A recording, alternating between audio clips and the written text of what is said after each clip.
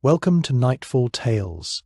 Take a slow, gentle breath in and softly let it go. Settle into your bed or favorite chair. Gently close your eyes and let your body relax. As you unwind, I'd love to know where you're listening from, your city or country. Down in the comments. It's so comforting to feel this quiet. Let my voice carry you softly to a place where imagination wanders and calm dreams begin. The soup kitchen breathed its own particular breath in the hour after the last guest had departed. A slow, warm exhalation that carried with it the ghost of everything the evening had been. The press of bodies at the long tables, the clatter of bowls set down and lifted, the low murmur of conversation that never quite rose above a certain careful pitch, as though the room itself understood that the people within it were fragile, in ways that loudness might crack. Now the murmur was gone, and the clatter was gone, and the press of bodies had dissolved into the cold streets beyond the frosted windows. And what remained was this, the soup simmering its slow song, and the lamps holding the darkness at bay, and Sister Margaret moving through the amber stillness, like a woman who had learned over 40 years that the end of a thing deserved as much care as its beginning. She moved slowly. She had always moved slowly, even as a young novice when slowness had been a discipline imposed from without. Now it was simply the measure of her, the natural tempo of a woman of 73 whose bones had absorbed decades of stone floors and early mornings, and the patient work of feeding the hungry. Her habit was dark, faded at the hem from years of scrubbing, and over it she wore the great canvas apron that had been white once, and was now the colour of old cream, stained with the honest evidence of 10,000 meals. Her hands, moving along the edge of a long wooden bench, were the hands of someone who had worked, thickened at the knuckles, capable, gentle in the way that strength, long exercised, becomes gentle. The room was narrow and high-ceilinged, a fact that always surprised newcomers who expected poverty to mean constriction and found instead this unexpected verticality, the walls rising up past the reach of the lamplight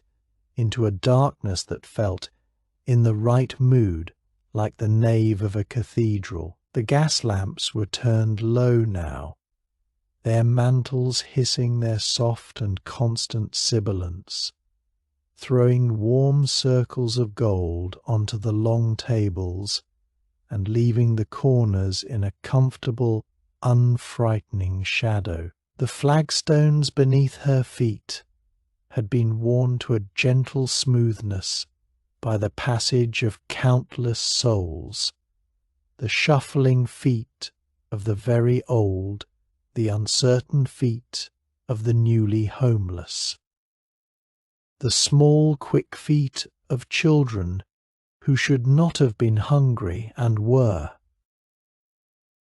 The benches remembered the weight of those who sat there. The room held its history in its surfaces, the way an old tree holds its years in its rings, quietly, without complaint, as a simple fact of having endured. From the great iron stove at the far end, the soup simmered its slow song. It was the end of evening soup, reduced now from the full generous flood of the meal's height to a quieter depth, The bones and vegetables and the long patience of heat had done their work, and what remained in the pot was darker, richer, more concentrated. Sister Margaret would strain it in the morning, let it cool overnight, skim the fat in the first light, and use it as the foundation for tomorrow's pot. Nothing was wasted. Nothing was ever wasted. This was a principle so deeply embedded in her practice that it had long since ceased to be a principle at all, and had become simply the shape of how she moved through the kitchen. The scent of the room was the scent of her life, onion and thyme, the sweetness of carrot cooked long and slow, wood smoke from the banked fire, and beneath it all a faint thread of incense that drifted through the narrow door from the small chapel adjoining. Not enough to impose itself, only enough to remind. Sister Margaret moved from bench to bench, touching the worn wood lightly with her fingertips, not inspecting, not cleaning yet, simply present, acknowledging the evening's work with something that was not quite prayer and not quite gratitude, and was perhaps simply awareness. This happened here. These people came and were fed. They sat at these benches and held these bowls and were warm for an hour. That is enough. That is everything. Outside, beyond the frosted glass of the high windows, the city murmured its distant murmur, the rumble of cartwheels on cobblestone, a voice calling across a street, the far-off whistle of a train. The soup kitchen sat within it, the way a lit candle sits within a dark room, small but entirely itself, entirely warm, casting light in its particular radius, without apology and without ambition. The soup simmered its slow song. The lamps held the darkness at bay. She had a sequence, and she kept to it. Sequence was its own form of prayer, the repetition that emptied the mind and let the hands do what they knew, the rhythm that was not monotony, but meditation. The scrubbing of the great pot came first, always first, because the pot was the centre of everything, and its cleanliness was both practical and ceremonial. Sister Margaret rolled her sleeves above her elbows, filled the basin from the tap. The water ran cold in winter, icily cold, and she had never sought to mitigate this. Cold water was what there was, and the work was the work, and began with the long-handled brush working the bristles in slow circles along the interior walls. The sound, a steady rhythmic scraping that joined the hiss of the lamps and the murmur of the residual soup in a kind of domestic vespers. She did not rush. She never rushed this part. The pot deserved the same attention she gave to everything here, patient, unhurried, thorough. The steam rose around her hands as she worked, warming them, and she was grateful for this. The warmth of the soup's long breath, offering a final kindness against the cold water's discipline. Her knuckles ached, as they always ached in winter. This was simply part of the season, as the wind through the gap in the east window was part of the season. She had learned very early not to distinguish between the comfortable and the uncomfortable aspects of the work. They were all the work, and the work was what she had chosen. She rinsed the pot twice, set it upside down on the rack to drain. Then she turned to the tables. The wiping of the tables was done with a clean cloth wrung in hot water. She had heated the kettle for this purpose, a small luxury she allowed herself, moving from one end to the other in long, even strokes. The wood beneath the cloth was warm from the room's heat and smooth in the way that only decades of daily use made smooth, the grain worn down to a silkiness that no sandpaper could have achieved. She knew every scar in these tables, the long diagonal groove near the middle of the first table, made she suspected by the crutch of old Mr. Hennessy, who had come every evening for 11 years, and then one day had not come, which meant either that his fortunes had turned or that he had died, and she had never known which. The cluster of small burns near the end of the second table, where a candle had been knocked over by a young mother who had been feeding her infant and had wept about the burns as though they were a wound to something more than the table, the faint initials carved into the underside of one bench's edge by some previous inhabitant of these hours, their identity entirely unknown. Banking the fire came next. She raked the coals forward, spread them, laid the large pieces of coke across them in a careful grid that would sustain the fire through the night at a low, steady burn. Her wrist knew the angle of the damper as intimately as it knew the gesture of stirring soup. She straightened. She wiped her hands on her apron, and then, because she was done with the great tasks, and only the sweeping of the floor remained, she reached into the deep right pocket of her apron for her rosary. Her fingers encountered something that was not the rosary. She paused. The rosary was there. She found it a moment later, behind the other thing. But there was something else as well, small and flat, not the smooth wooden beads and not the folded handkerchief. She also kept in that pocket. She drew it out. A piece of paper, a small square, perhaps 3 inches by 3, folded once across its middle. The paper was rough and utilitarian, its edges not cut but torn, the surface slightly absorbent, the kind salvaged from a shop, wrapping, or a newspaper's margin. She knew with the quiet certainty of a woman who notices small things that it had not been there this morning. She had checked her pockets before tying on the apron, as she always did, and the pocket had been empty of everything except the rosary and the handkerchief. She looked at the folded paper in her palm. The lamps hissed.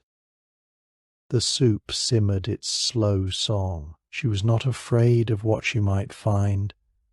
There was nothing in her life that required the vigilance of fear. She was simply present with the fact of the paper, curious in the unhurried way that she approached most things.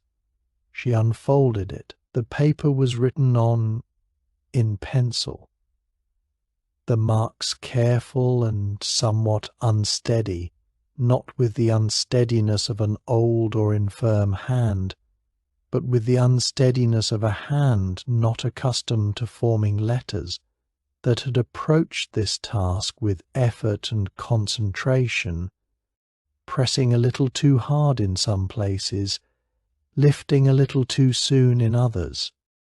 There was a single sentence. She read it in the low golden light of the gas lamp, her lips barely moving. for the one who sees us. Sister Margaret stood still. The city murmured its distant murmur.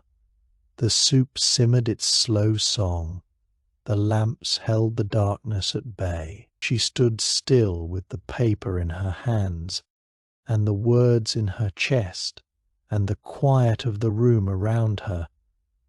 And she took a slow, deep breath. The breath of someone who has been given something and needs a moment to understand what it is. And the breath was warm with onion and thyme and wood smoke, and that faint thread of chapel incense. She held it. Then she let it go. She did not weep. The feeling that moved through her was not the feeling that produces tears. It was something quieter and more fundamental, closer to the feeling one has when, after a very long journey, one recognizes a familiar landscape. Not the drama of arrival, but the deep, wordless comfort of being where one belongs. She folded the paper carefully along its original crease, the rough paper whispering faintly between her fingers, and she carried it to the long bench nearest the stove, the bench where she sometimes sat at the end of a long service, and she sat down, and she held the paper in both hands, and she let the quiet speak, the one who sees us. The pronouns were careful, she noticed. Not me, not the one who saw me, which would have been particular, individual, a single thread pulled from the weave. Us. The word was plural, gathered, held all of them together. All the people who had come through her door over 40 years of winter evenings and summer mornings and the indifferent middle seasons. All the faces that had bent over bowls at these long tables. All the eyes that had lifted to meet hers across the ladle and found there, she hoped. She had built her entire vocation on the hope, not pity, but simply acknowledgement. You are here. I see that you are here. Here is your soup. Here is your bread. You are not invisible to me. She sat on the bench near the stove and let the warmth settle around her shoulders and let the faces come. They came the way faces come when one is very still and the room is quiet, not in order, not with the logic of chronology or significance, but in the random and luminous way of memory, one face suggesting another by association rather than sequence, the way one stone at the bottom of a clear stream recalls another by the quality of light passing over it rather than by proximity. Thomas Moran, who had come every day for 3 winters, and then one day brought her a small tin of shortbread he had made himself in the kitchen of the lodging-house, where he'd found a room, brought it as though it were the most natural thing in the world, this reversal of the usual direction of giving, and had stood in the doorway holding it out with a dignity that was enormous and entirely his own. She had taken it as she hoped he'd wanted her to take it, without excessive thanks, without the performance of being moved, simply as one person accepting a gift from another. She had eaten the shortbread over 2 days. She had thought of Thomas Moran every time she ate shortbread since. Bridget, who had come for 6 months one winter, a woman of perhaps 40 who had clearly once eaten well and dressed carefully, who came now in a coat too thin for the season, and sat at the far end of the second table with her back to the room, eating quickly with a controlled haste that spoke of someone who had not yet made peace with needing to be here. Sister Margaret had some people needed the anonymity of the crowd even when the crowd was small. Some people needed to be fed without being seen. She had understood this and had given Bridget that particular gift, the gift of not being watched, which was its own form of seeing. Martin, who had been 15 when he first appeared at her door one February evening, sharp-faced and trying to seem older than he was, who had eaten 2 bowls of soup with the barely contained hunger of someone who had not eaten that day.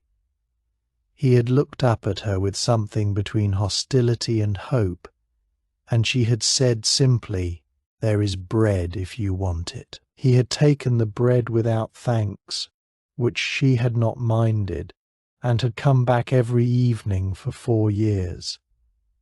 She had seen him once on the street, perhaps 15 years later, a grown man, stout and settled, and he had stopped and said quietly, "Sister Margaret, I have not forgotten you," she had said. "I have not forgotten you either." Martin, they had gone their separate way. She had carried those 8 words for years. There were the others she could not name now. Their names worn smooth by time, though. Their faces remained, the woman who had wept consistently for 3 weeks, and then one evening helped clear the bowls without being asked. That small gesture a conversation complete in itself. The young man from somewhere south, who had sat very straight at the table and eaten his soup with a careful propriety that had moved her.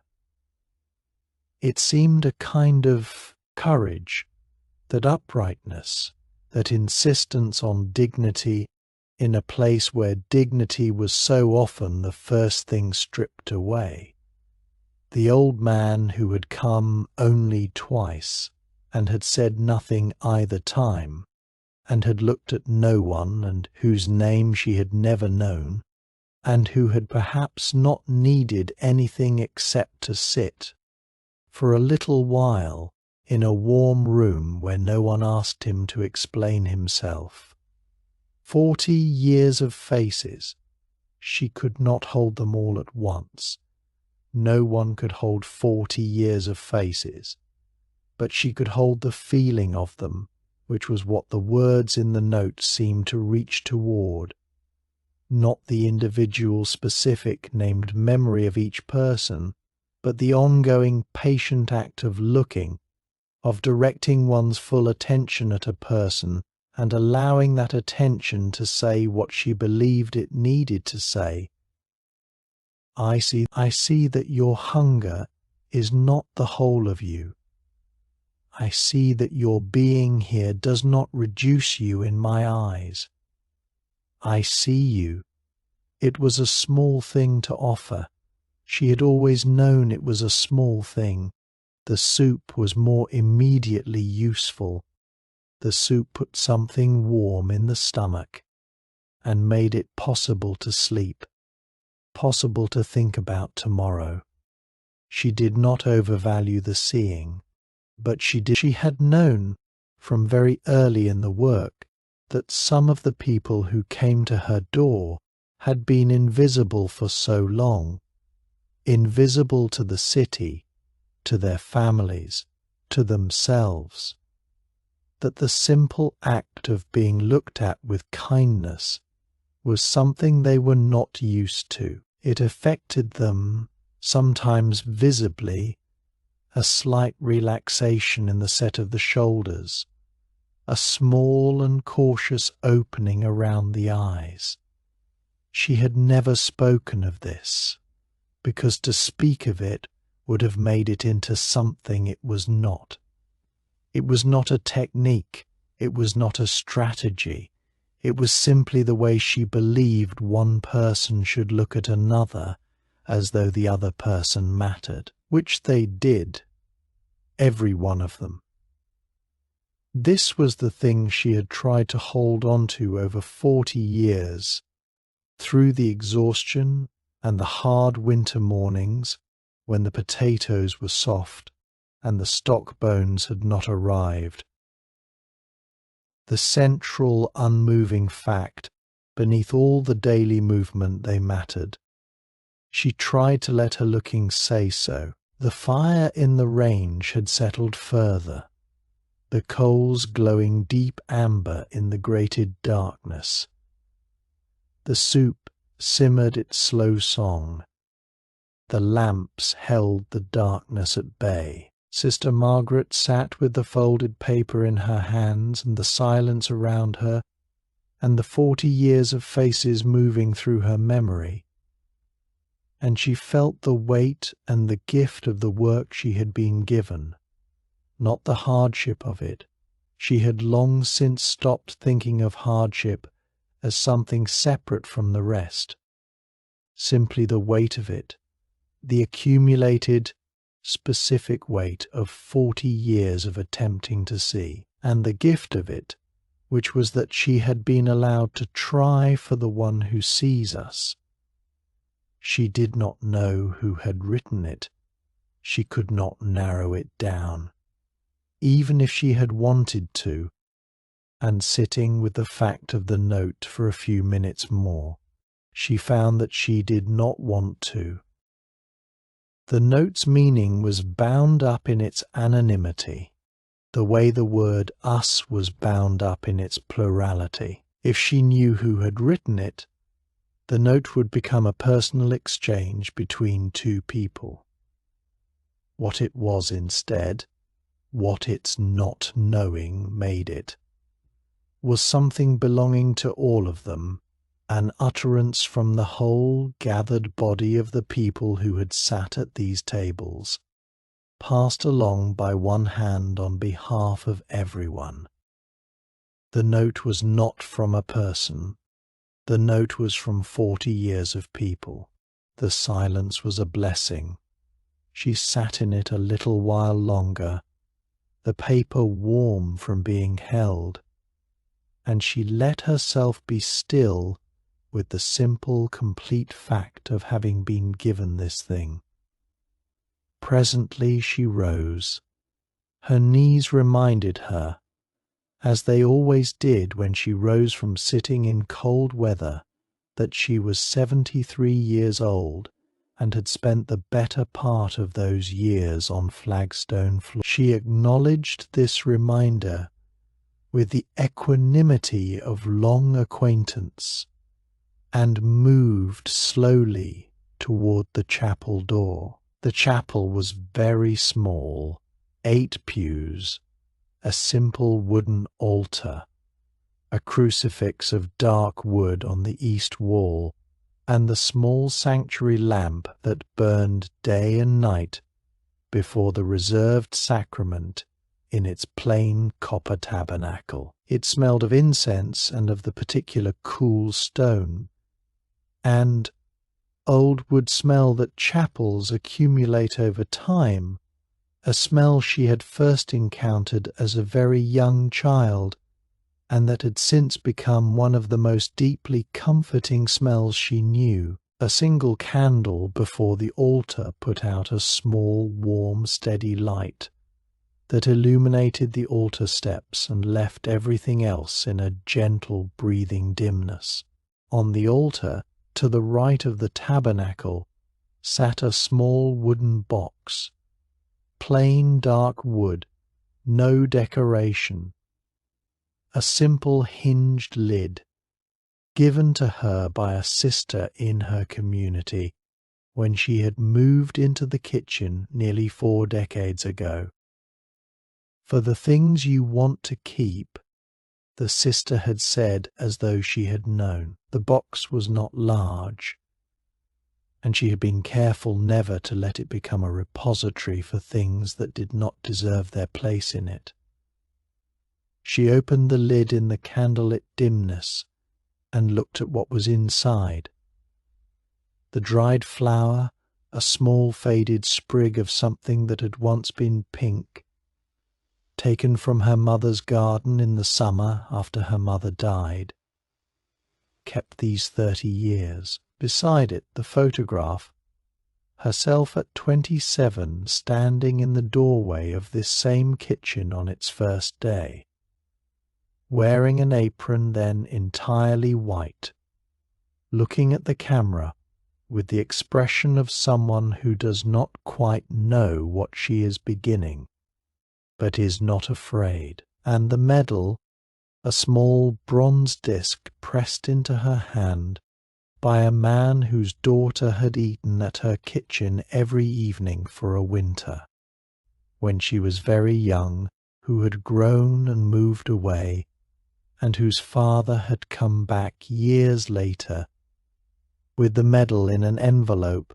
and his eyes full of something he could not say, and she had understood and had accepted it. These were the things in the box, not objects of great monetary value, not relics, simply the things she had been given that she wanted to keep, small material witnesses to the connections the work had made, to the moments when the invisible thread between one person and another had been acknowledged. She took the folded square of paper from her apron pocket. She held it for a moment, feeling again the slight roughness of it, the warmth it had taken from her hands, the faint indentations of the pencil marks she could feel with her fingertips. Then she placed it in the box, among the flower and the photograph and the medal, and she closed the lid. She did not think of a response, because there was none to give. The note had not asked for a response. It had asked only to be received, and she had received it. She did not think of ways to find the person who had written it, not from lack of curiosity, but because she understood that to find them would be to take something from them, to transform their gift into a transaction, to require of them an identity they had chosen not to give. The anonymity was not a withholding. It was the final careful act of a person who had wanted to give something without creating an obligation, who had understood that the truest gifts are the ones that require nothing in return. She honored that understanding by mirroring it. She would not look. She did not need to look. She had what she needed. She stood at the altar with her hands resting lightly on the box's lid and thought of the word for not from. The note did not say from the one who sees us, as a note of thanks conventionally might. It said for the word of dedication, of offering, of placing something in someone's hands, not as a report of what had been, but as a gift of what was. This note belongs to you. I give it to you. The distinction seemed important. It made the gift present rather than past, alive rather than commemorative for the one who sees. For you who are still seeing, who will go on seeing tomorrow morning when you open the door and take up the ladle again. She reached into her other pocket and found the rosary and held it for a moment, the worn wooden beads smooth against her palm, each one a little warm from her body's heat. She did not pray formally. She was too tired for formal prayer, and she believed the formless prayer of simple presence before the altar was as acceptable as any other. perhaps more so. She simply stood and held the beads, and was here, in this small chapel that had been her chapel for 40 years. In the box on the altar lay 4 objects: a dried flower, a photograph, a medal, and a small square of rough paper on which someone had pressed careful, effortful words in pencil. This was enough. This was more than enough. This was everything. The fire in the range, when she returned to the kitchen, had settled into its night condition, the coals deep and low and steady, radiating their constant warmth. The great iron pot, clean and upside down on its rack, had stopped steaming. The tables were bare and clean. The silence was a blessing. She swept the floor last, as she always did. The wide-headed broom in long, even strokes, gathering the crumbs and tracked, in grit toward the corner where the dustpan waited.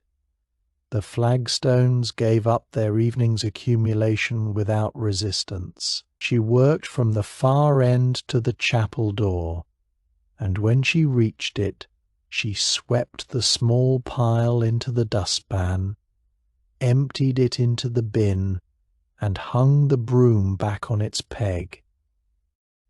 She stood in the middle of the room and looked at what she had made: clean tables, stacked bowls, a banked fire, a clean pot on its rack, bread tins under their cloth in the scullery, the small wooden box on the chapel altar, holding its 4 objects, the candle burning before the reserved sacrament, the door unlocked, as it was always unlocked, because a person who needed warmth in the hours before dawn should be able to find it here.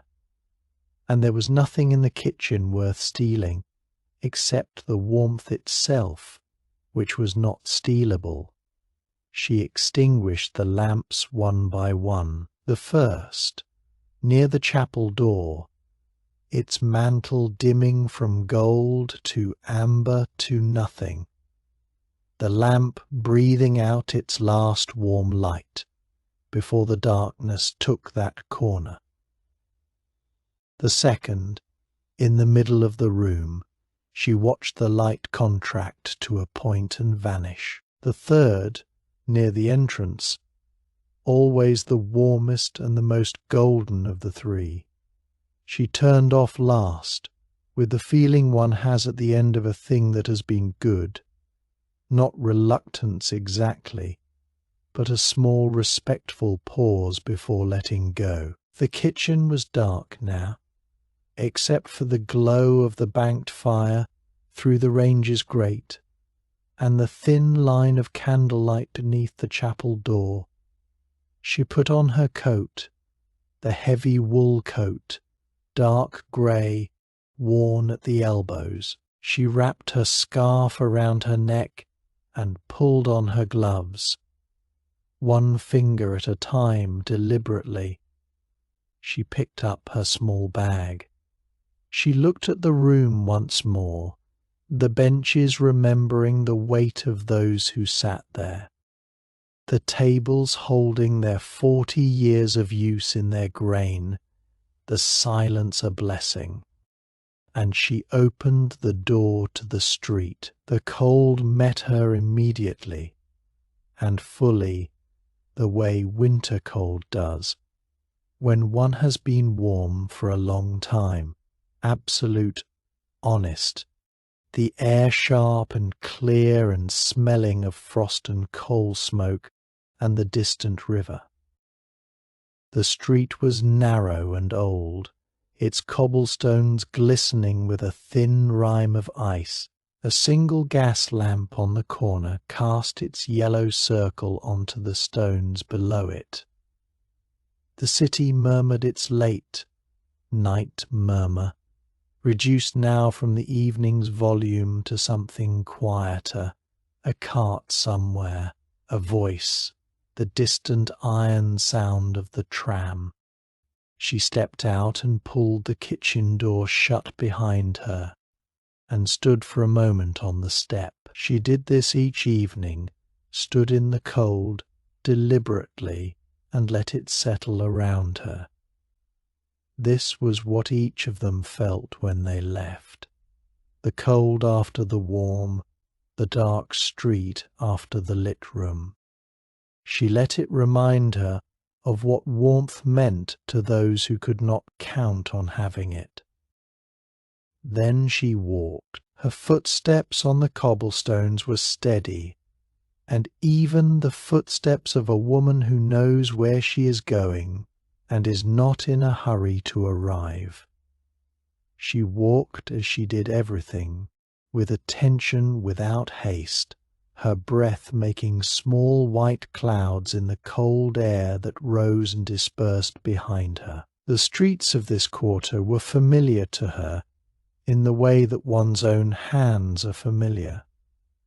Every turning known, every change of surface known, the slight descent toward the canal, the corner where the baker's was still lit, and the smell of the morning's first bread drifted warm from the vents in the brick.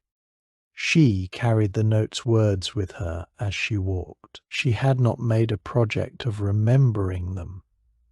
They had simply settled into her in the way that true things settle, without effort, without needing to be held for the one who sees us. She carried them as she had always carried the work, not as a burden, not as a pride, but as a plain fact about how she spent her days, a fact she had chosen and would go on choosing for however many mornings remained, until the morning when she could not, and someone else would take up the ladle and the seeing, and the work would continue.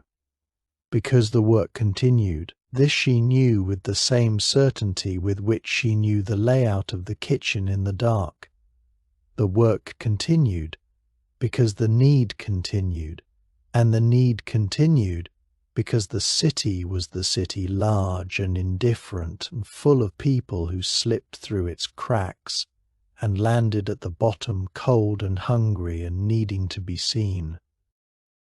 She was one small answer to a very large question, and she had never pretended to be more. But small answers, given consistently over 40 years, in a narrow, high-ceilinged room, with long wooden tables and a great iron pot, added up to something.